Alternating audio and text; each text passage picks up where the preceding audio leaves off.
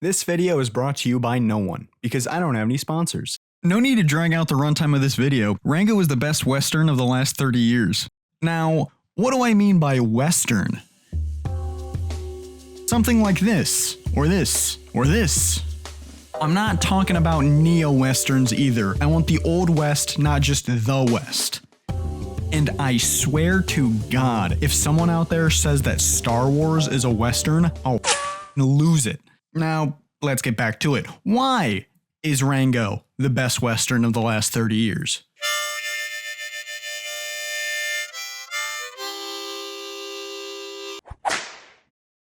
I don't even want to hear, what about Django? What about The Hateful Eight? What about some other Western movie? Don't even start with that shit. True Grit? More like true shit. Fucking got 'em. 3:10 to Yuma? That's actually an underrated movie, but is it better than Rango? Get the fuck out of here. What else has come out in the last 30 years? The Magnificent Seven remake?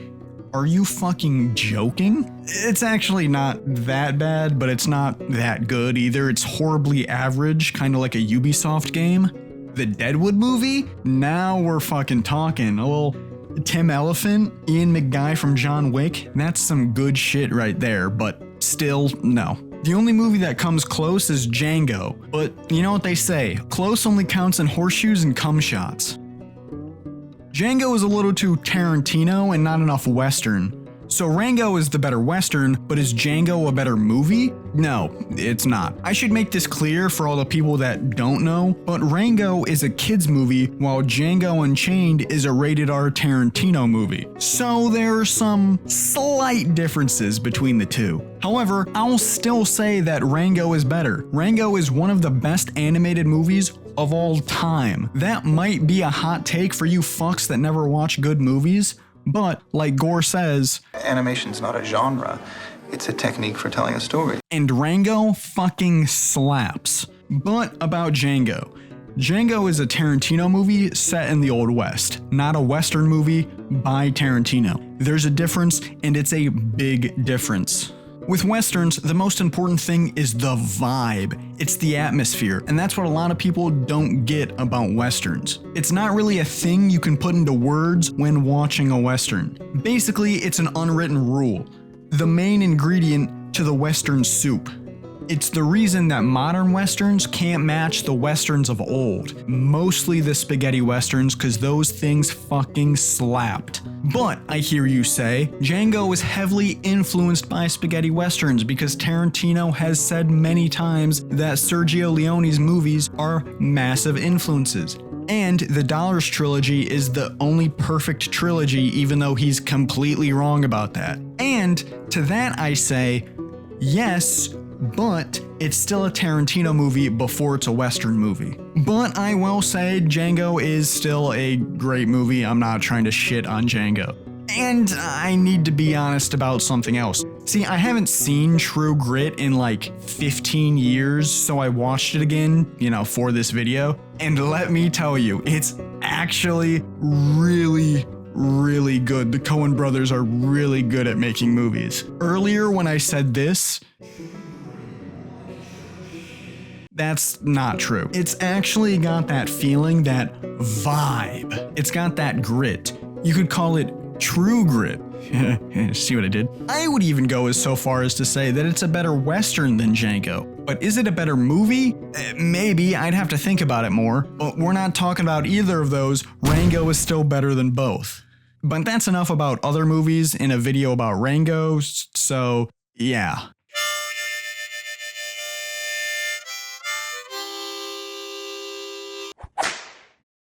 So this is the part of the movie where I talk about the movie, so if you haven't seen it yet, spoilers. And if you haven't seen it, stop the video, go watch it, and then come back here. And if you have seen it, stop the video, go watch it, and then come back here because it's just that good. I'm talking about the plot, the story, the progression of events told over the course of the film. Rango is a movie about a lizard who gets lost in the desert, finds himself in an old western town called Dirt, makes up a story about who he is and what he's done, then faces off against a hawk, ends up killing it. The bank gets robbed. Rango and his posse go out looking for the stolen goods but come up empty-handed. Big thing to know, Dirt's currency is water. They use it to buy and sell things, and let me just get into a little rant. When you really stop to think about it, it doesn't make any sense. Like, I know they live in a desert where water isn't exactly plentiful, but having your main currency be a renewable resource is just asking for inflation. And the fact that water can be lost due to evaporation and just dropping it and it going to the earth. And I know that every Wednesday they add new water into the economy, like the Federal Reserve adding new cash, but they need water to survive, like to drink. You don't really see people eating 20s for a reason. Well, multiple reasons, but the point still stands. Also, how do these ranches and farms work? Do these animals have other animals that they look over and kill and eat? Like they have horses. I mean, that makes sense since humans are also animals, so never mind that. But those animals need water, and giving your animals 20s just to live doesn't make any sense. Because then I assume they will sell them or kill them and then sell the meat, and what will they get back? Water, but probably way less than the water consumed during the course of its life. So then what's the fucking point? It's also the same for farming, but it's the desert, so what could they possibly be growing? I'm just saying it doesn't make any fucking sense. Now, am I worrying too much about the fictional economy of a children's movie? Yes. Does it actually change the movie in a negative way? Not really. So why mention it? Because it was bugging the shit out of me. End rant.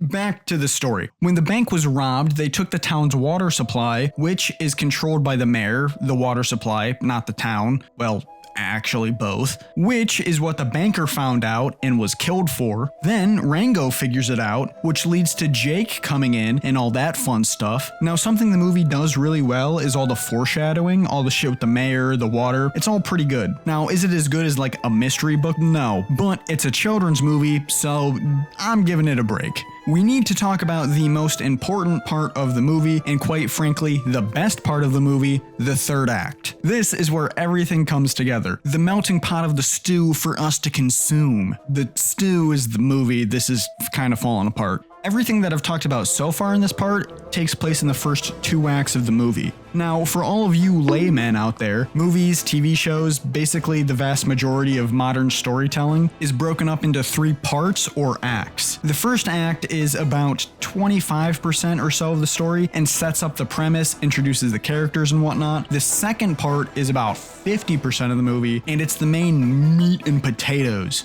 of the stew. This is where most of the action happens. Actually, that's not true because typically there's a big action sequence in the third act, and lately a lot of modern movies are putting a big action sequence in the first act to hook people because no one can pay attention anymore. Not the point. Then we get to the final act, number 3. This is where everything wraps up, the climax, and in Rango it slaps dick. It is just so good. The third act starts when Rango literally walks off into the desert. This is after Jake shows up and has one of the best character entrances in the history of film.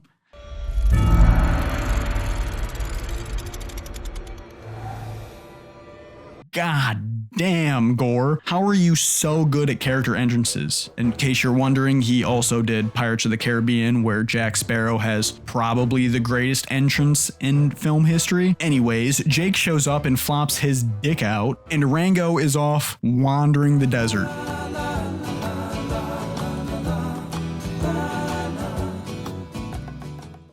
He actually crosses to the other side, talks to God, who is Clint Eastwood, who is actually Tim Elephant. Side rant. For the first couple of times I watched Rango, I didn't know that this was Seth Bullock until, when I watched it for this video. I've always heard a pretty good Clint Eastwood impression, but now all I hear is Timothy, and I find that weird. This scene is also probably the best scene in the entire movie. It also takes the theme and the main idea of the movie and just slaps you in the fucking face with it. Now, normally I would be against this, but it's done in such an excellent way and it's a kids movie, so I'm gonna give it a break. While Clint here is telling Rango, he's also telling us, the audience. Obviously, duh. But the reason it works so well in the scene is because this is what Rango needs to hear. It's a turning point in his character arc. And you can feel it just hit home. It's so good. And the framing, the box, oh. Lord have mercy, I'm about to bust. Then Rango figures out that the water is being stopped on purpose and goes back to save everyone. There's a Mexican standoff. Then Rango big dicks Jake like a fucking G. Then they almost drown. Rango saves the day, but well, technically Beans does. Then Jake takes the mare and leaves. And then the end. Masterpiece.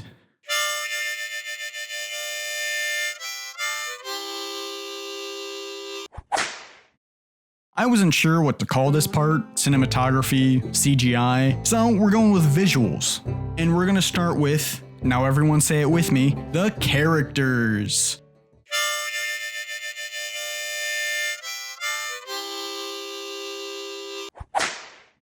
I hate them. Not the actual characters, the design of them, and by hate, I mean I actually hate looking at them. They're all fucking disgusting. Like, look at that. 95% of the characters make me want to gouge my eyes out. There's a level of realism in the animation that is completely unnecessary. I'm not saying you had to make it cartoony, but I feel like you could have rolled back a couple of the steps. They even had extra time to design the characters because of some reasons with production, and this is what they came up with. Thank you. It actually makes me violently ill. But not all of them do, because they kinda went hard when it comes to a couple of characters. Most notably, Jake. I mean, god damn he's cold. Did they have to give him a fucking Gatling gun? No. Does it go hard? Fuck yes. The only thing he wears is a hat and a bandolier, and yet everything about him works. It's in the eyes. He's got killer in him. You got killer in your eyes, son. But let's not forget, Jake is a straight up murderer. He is literally guilty of attempted murder and assault of Beans, not to mention all the moles he kills and bats. And then there's the end where it's heavily implied that he's gonna kill the mayor and Rango just lets him go, even though he's the sheriff. I guess it's okay when you're killing someone everyone else hates and you look like a G. Shout out Luigi. Also, let's give some big shouts out in the chat to Bill Nye, I don't know how to say his name, who gives the second best performance in the movie, even though he only has like 5 minutes of screen time. Let's get some shouts out in the chat. Little Sister here is a weird balance of awful and good, so naturally, I'm a big fan. And Rango would be okay, but I hate his little stick legs and his stomach. Like, ugh.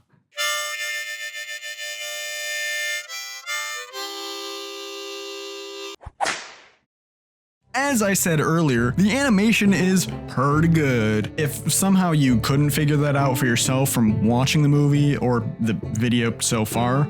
Also, I gotta point out the sand in this shot, so good.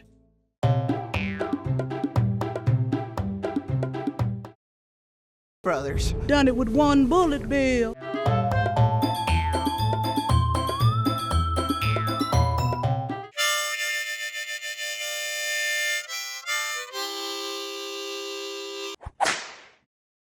Now boys and girls, I don't judge, I have a hot take for you. Rango is the best shot, most well shot, has the best shooting, I don't know, animated movie of all time, and it's not really even close. Now, I know what you're saying. What about Beauty and the Beast? What about Lion King, Prince of Egypt, How to Train Your Dragon, Studio Ghibli movies? Now, wait a minute, those last two, we're getting somewhere with those. But it's not good enough. Animated movies, for the most part, fall into one of two categories when it comes to cinematography. Either it's pretty basic, by the book, nothing special, not terrible, but it's not knocking your socks off, or beautifully made pieces of art. Now, most of the things I've said so far fall into the latter category, but I would say that's only for a handful of scenes. Most of the scenes are pretty standard. But Rango. Oh, Rango is something else, and that is because the director of photography, even though this movie does not have one, is God himself, the master of the camera, the LeBron James of cinematography. I am, of course, talking about the one, the only Sir Roger Deakins. Did you know he's been fucking knighted? That's right. The cinematographer for Rango is Roger Deakins, who, weirdly enough, was also the cinematographer for True Grit. It's a Small World. Even though technically he wasn't the cinematographer for Rango, he was just like a consultant. I'm putting air quotes there. He was still the cinematographer. And after finding this news out, it all makes sense. I remember watching Rango and many of the shots stuck with me. They left a lasting impact. And films that Roger Deakins is the cinematographer for tend to do that, except for his movies with the Coen brothers. I always feel like their style is the main style, but maybe that's because Deakins and the brothers work together so much, so you can't really have one without the other. But his films without the brothers feel different than his films with them. It's just something to think about, but not right now. Back to Rango. It's so fucking good. The wide shot, the super wide, I love it. And not only does it have great wide shots, he throws in some amazing close-ups. And this shot right here, this is my single favorite shot of the entire film.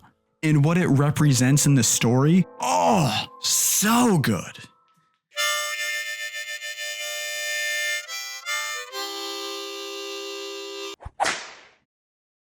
This is basically everything else. What's left? The themes? The themes? What am I, a video essayist? The themes of friendship, man versus society, and man versus nature, except that's more of the conflict. Never mind. Identity is the most important theme. The music is pretty good as well. A lot of the score being diegetic, since it comes from the band, is a neat thing that I really like. And for those of you who don't know, all the laymen out there, diegetic means any sound occurring within the movie. Usually the score is on top of the film and not within the world of the movie. Aragorn, Legolas, and Gimli don't hear the epic music as they're running around. They're just running in silence and probably a lot of heavy breathing.